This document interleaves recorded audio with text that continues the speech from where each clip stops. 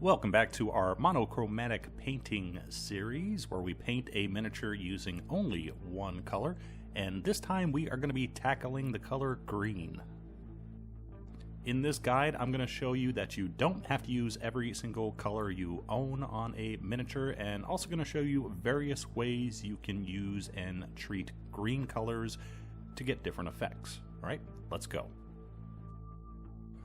We are going to start off with his tunic, and throughout this process we're going to be using 4 colors. The 3 I just showed you: military green, deep yellow, and also black. I'm also going to be doing things a little bit different here. We are going to be only using paint washes for our shades. This guy is made up of mostly tight folds, so washes should work pretty well here. To begin with, we are starting off with our base coat color, which is Vallejo Model Color Deep Green, which is kind of a medium, slightly on the darker side coat of green. Normally with my layering method, we start with the darkest color and work our way up, so coverage is not a huge issue, but because we're beginning with the base coat, we got to give 2 or 3 coats of our slightly thin green to get nice, smooth coverage. For our wash, I am going with military green and black. Now, when you're shading colors, you often don't want to use just straight black because it tends to muddy the color as well as darken it. So I have the military green to add some green into the shade. However, that's not dark enough, so we add a little bit of black to it as well. And then we thin it out and apply the wash to our miniature. We know we have the consistency right where it only stains the surface area slightly and mostly pools in the recesses.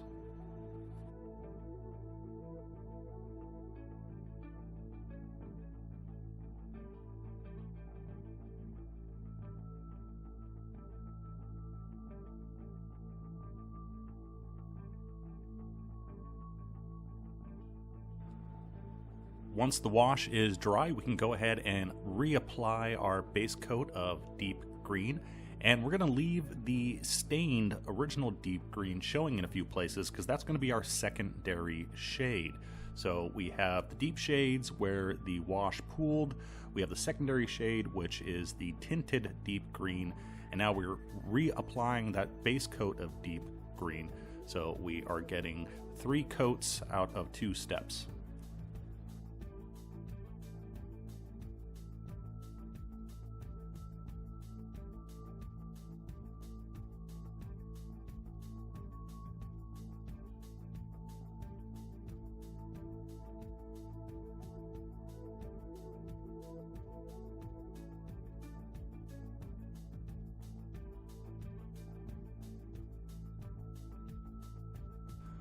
For our highlights, we are going to be adding Model Color Deep Yellow, and we're going to do this 3 times, adding more and more yellow each time.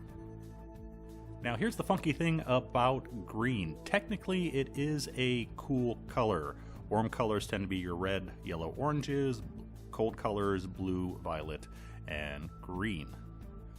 However, because green is right on the border with yellow, often yellow is used to highlight green, so we're using a warm color to highlight our cool color. However, we don't necessarily always have to add yellow, and I'll be showing you a different way you can do this in just a moment.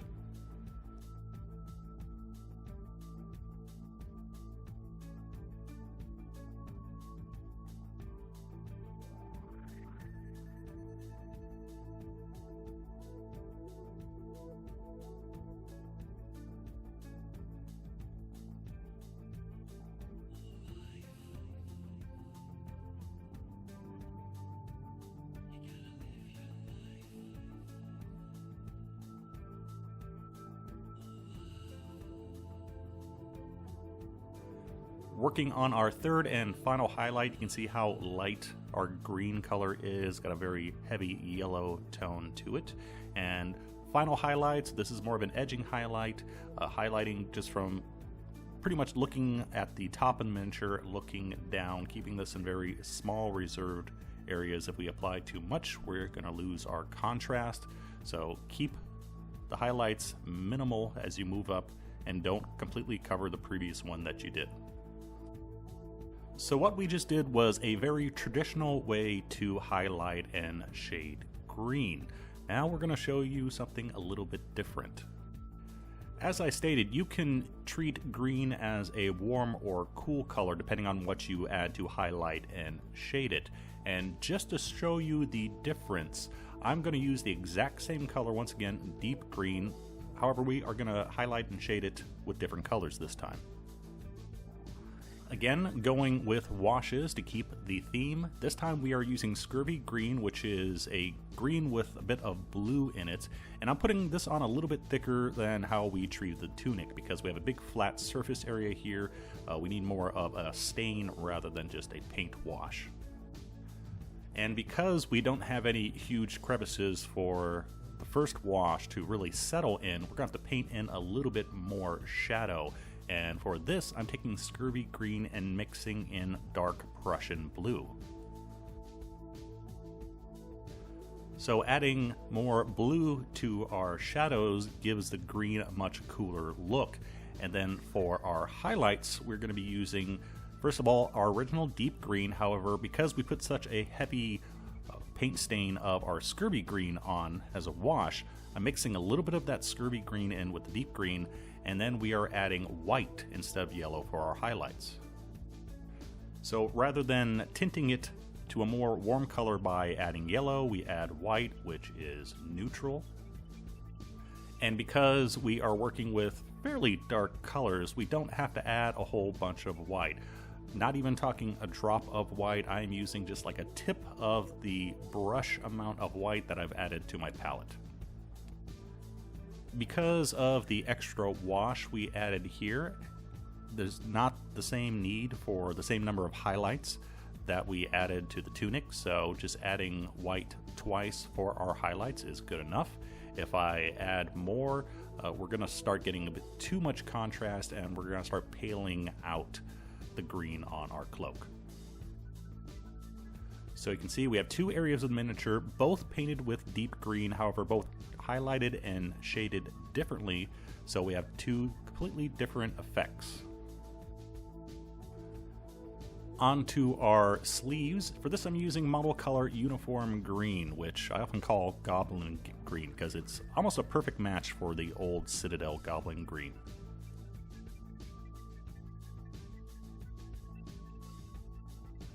Again, sticking with our washing theme, this time using Game Color Heavy Green. And there should have been video here of me adding highlights twice by adding Game Color Pale Yellow to our Uniform Green. However, that footage got corrupted. Very sorry. Gonna have to use your imagination here. By the way, if you ever wondered why Games Color has the heavy line of paints, they have more pigment in them and they're supposed to cover better. However, I find that they tend to just match the same amount of pigment that you find in the model color. So if you have the option and can easily get model color, they're usually a little bit better unless you're looking for a specific color in the heavy range. So we've shaded green with blue, we've shaded green with green, now we're going to shade green with brown. Now here's where I have an advantage over a lot of fantasy painters. It's because I work on a lot of military models and miniatures as well as fantasy and sci-fi.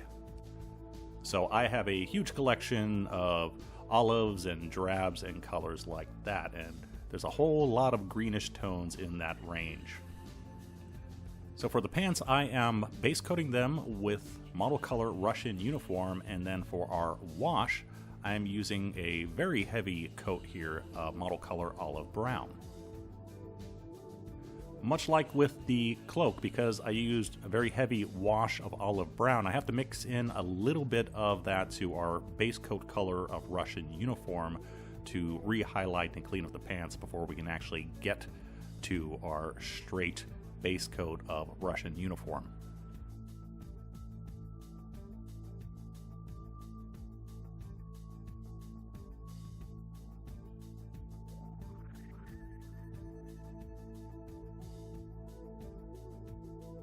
With that intermediate shade taken care of, we are once again back to our base coat color of Russian uniform.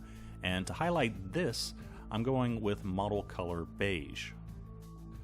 The reason why I'm going with beige here rather than yellow or a different shade of green is because we have this very heavily brown tinted green we're using here. And if we add yellow, it's going to turn the highlights to a completely different color. And if we add pure white, it's going to bleach the color out of the pants. So by adding beige instead, has a little bit of white in it, has a little bit of yellow. It's kind of like the best of both worlds.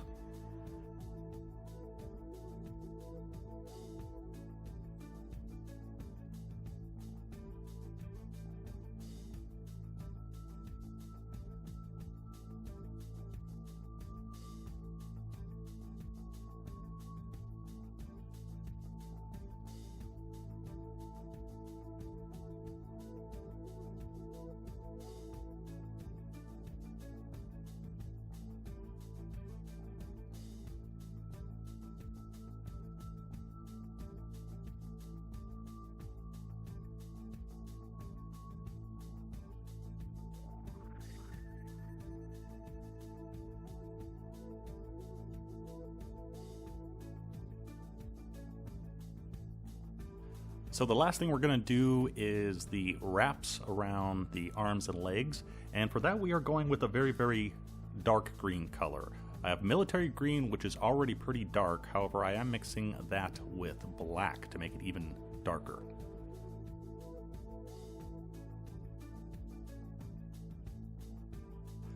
To shade it, we are using a black paint wash.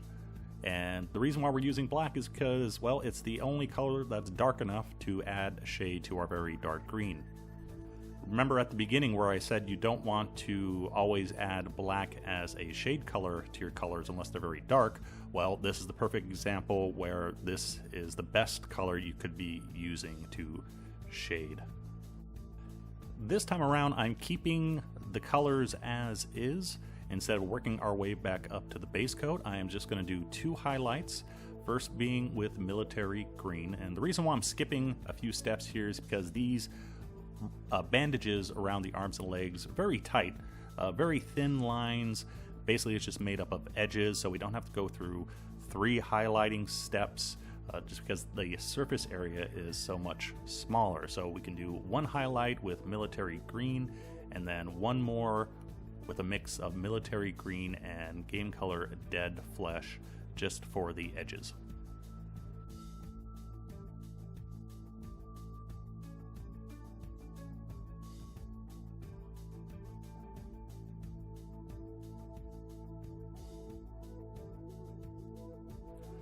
Quick little bonus material here. Obviously we didn't paint every single thing on this miniature green. I did paint a few areas neutral colors like the little purse he's carrying. I painted that with browns. However, because it's so front and center, it seems out of place with all the greens that we painted on the miniature.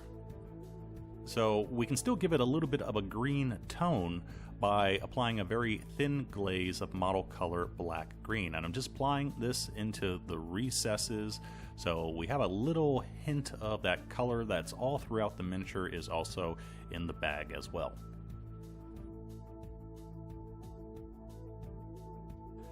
And there we go, one green painted Druid. So I'm hoping this gives you a few ideas. You don't have to use a whole bunch of contrasting or complementary or just way too many colors on your miniature. You can go with just one color, and depending on that type or color of paint that you use and how you highlight it and shade it, you can get a whole bunch of different effects. And I think out of all the colors that I own, I think I probably own the most greens out of any other color. That's because, like I said, of the military colors that I own, and you have light greens and dark greens and yellow greens and blue greens. Lots of different ways you can use greens. And just to note, I'm not a big fan of mixing warm and cool greens on the same miniature. I did that here just to show you different ways you can use green. This is an example. This isn't how I normally would paint something. So you can mix them if you want. I'm not very satisfied with the look, but I did it for you, not for me. So You can mix them if you want, just don't tell them that I told you to do it. So that is it for now. Be sure to subscribe for more monochromatic painting videos, and I will see you next time. Bye-bye. Praise the truck farmer. Bow down before him. Worship the truck farmer at the church of your choice. Offer burnt sacrifices to the almighty truck farmer. Hail, truck farmer.